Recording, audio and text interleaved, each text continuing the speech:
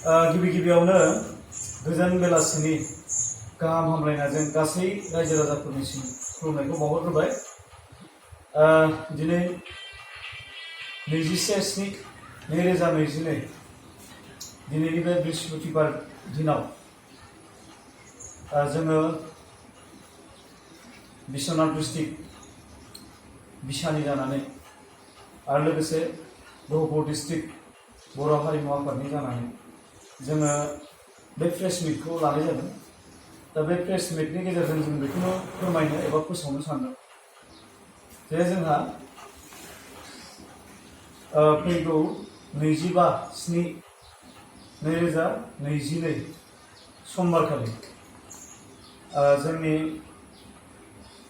बड'लेण्डनि सिङाव थानाय Bodoland ASEAN culture development CS लिमिटेडनि नाजानायाव एबा बिथांमोननि खुंबोबाय थानाय बड'लेण्ड गट टेलेन्टआ जानो थांगासिनो दं। दा बेनिखायनो बै अक्ट'आव 25/7/22 अक्ट'खालि बिश्वनाथ डिस्ट्रिक्ट हिसाबै जोंनि बे गहपुर हालामनि राजगड़ डायमन्ड इंलिश स्कुलनि न'ब्लाङाव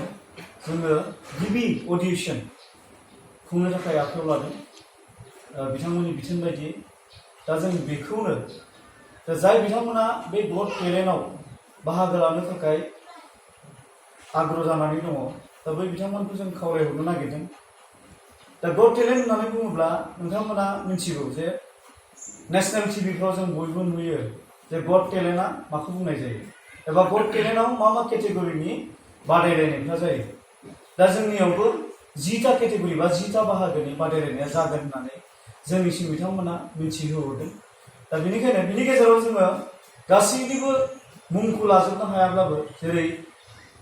सासे मोजां खनगिरि एबा सासे मोजां मोसागिरि एबा सासे मोजां आखिनो गोरों एबा सासे मोजां मार्शेल आर्ट गेलेग्रा बा गोबां रोखोमनि जिमनास्टिक सिस्टेमनि गेमफोर दङ। दा बैफोरखौ बिथांमोना बै अडिशन खालि लाना फैनो हागोन आरो बेवहाय अडिशन होनो हागोन। दा बेजों लोगोसे बेखौबो फोरमायखानो सानदों जे अडिशननि डेटखौ फिक्स खालामनाय लोगो लोगो जोङो बेवहाय फर्म फिलआपनि खोथा फैयो। दा फर्मआ अलरेडि जोंनिसिम सफैखाबाय। दा जाय बिथांमोना अडिशनखौ होनो थाखाय रेडि जानानै दं, बिथांमोना जोंजों जगाजग खालामब्लानो बे फर्मखौ मोननो हासिगोन। आरो लोगोसे बे फर्मनि फिस हिसाबै, रां हिसाबै, एडमिसन फिस हिसाबै बा रेजिस्ट्रेसन हिसाबै 750 रां बेवहाय फिक्स खालामना दोननाय जाबाय। दा बेनिखायनो गासैबो जोंनि बर' रायजो राजाजों लोगोसे जोंनि गेजेराव थानाय गासैबो कमिउनिटि, बेवहाय जोङो कमिउनिटि बेस खालामाखै, जे गासैबो कमिउनिटिखौनो बेयाव जोङो सुबिदा होनाय जागोन होननानै बिथांमोना जोंनिसिम मिथिहोहरदों। बेनिखायनो गासैबो बिश्वनाथ जिल्लानि सिङाव थानाय गासिबो हारिनि सुबुंफ्रानो बे गट टेलेन्टआव, बड'लेण्ड गट टेलेन्टआव अडिशनखौ होनो हागोन होननानै जोंनिफ्राय फोसावनाय जाबाय। दायो बे गट टेलेन्टआवहाय जाय बिथांमोना उइनार जागोन, बिथांमोननि थाखाय माबाफोर इनामफोर दं नामा? बेखौथ' बिथांमोना बेवहाय दिन्थिनाय मथे, बिथांमोननि माबायाव दिन्थिनाय मथे, दा बेवहाय 1,50,000 होननानै जों मोनथिदों बिथांमोननिफ्राय, एबा बयबो मिडियानि गेजेरजों नुबायबो जानो हागौ। दा बैफोर प्राइजफोरखौ माबोरै डिस्ट्रिबिउट खालामगोन, माबोरै रानगोन, मा केटेगरियाव होगोन, मा सिस्टेमाव लांगोन, बेखौ बिथांमोना कमिटिया मिथिगौ। नाथाय जोङो बिथांमोननि खावलायनाय लेखा बेखौ खुंनानै हरनांगौ हिसाबै जोङो खुंगिरि हिसाबैसो दिनैनि बे बाइकखौ होनाय जादों। दा माखासे रुल्स एन्ड रेगुलेसनखौ बिथांमोना लानानै फैगोन। बै दिनखालि बिथांमोनानो सेलेक्ट खालामगोन, सायख'गोन। बेवहाय जोंहा दायित्व थानाय नङा। जों मात्र जायफ्रा पार्टिसिपेन्ट, जायफ्रा बेवहाय बाहागो लागोन, बै बाहागो लागिरि बिथांमोनखौल' जोङो दिनै गहपुरनि जानानै एबा बिश्वनाथ डिस्ट्रिक्टनि सिंनि बिसानि आरो हारिमु आफादनि जानानै जोङो खुंग्रा आफाद जानानै जोङो हांख्रायहरनाय जादों एबा खावलायहरनाय जादों।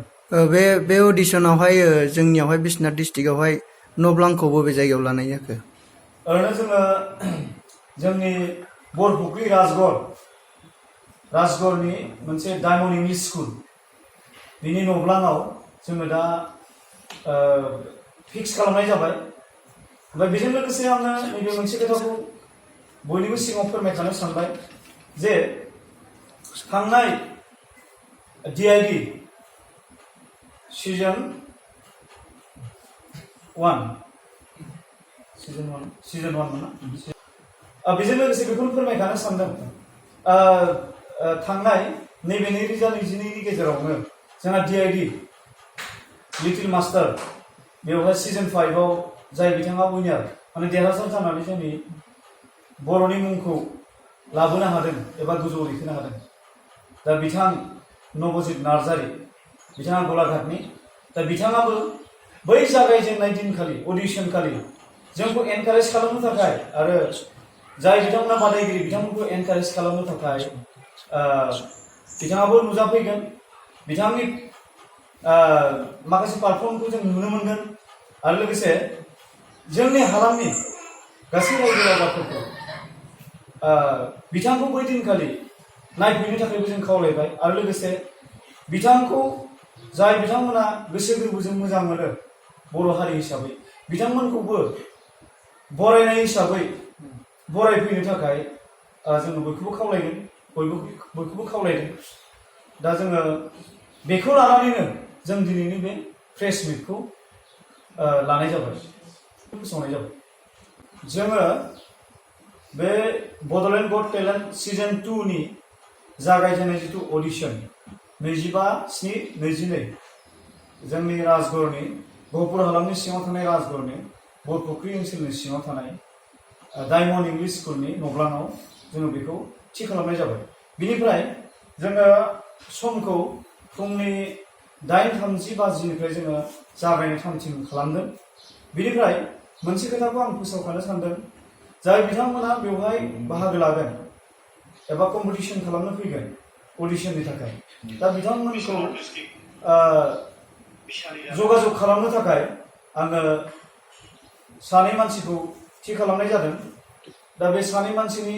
कन्टेक्ट नाम्बारखौ आं नोंथांमोननि सिगाङाव फोरमायनो सानदों गिबियावनो दङ जोंहा प्रबिन बसुमतारी फंबाय बिथाङा जोंनि बिश्वनाथ डिस्ट्रिक्ट बिसानि बर्तमान आफादगिरि दा बिथांनि कन्टेक्ट नम्बरा जाहैबाय 6001336682 6001336682 आरो लोगोसे आं फुंजा मुसाहारि आंनि जानबुं नंखौबो आं होखानो सानबाय 70029467713 70029467713 बे जानबुं नम्बराव कन्टेक्ट खालामबानो नोंथांमोना नोंथांमोननि मुंखौ थिसननो हागोन आरो फर्मखौबो जोंनिफ्राय मोननो हागोन गोजोन्थों खुलुमबाय हनुमान हार्डवेराव नोंथांनि गोनां मुवा बेसादफोरखौ गोबाङै मोननो हागोन बाक्सा जिल्लानि सालबारि महकुमानि सिङाव थानाय मानास नेशनेल पार्कनि साखाथि मायंपारा गुदिली बाजाराव गोदानै बेखेवबाय हनुमान हार्डवेर मुंनि गंसे हार्डवेर गला बे गलायाव बाला अन्थाइ इटा सिमेन्टजों लोगोसे टिन चेयार डाइनिं टेबोल प्लाइबोर्ड न'आव फुनग्रा गाब आरो हार्डवेरनि गुबुन गासै गोनां मुवा बेसादफोरखौ बाङाइ बेसेनावनो मोननो हागोन नोंथांनो जुदि बेफोर गोनां मुवा बेसादफोरखौ गोनांथि जायोब्ला नैबे मबाइल नाम्बाराव फोनांजाब खालामदो मबाइल नाम्बार 9394712499 नोंथांनो गोनां जानाय हार्डवेरनि मुवा बेसादफोरखौ हनुमान हार्डवेरा जगायनानै होगोन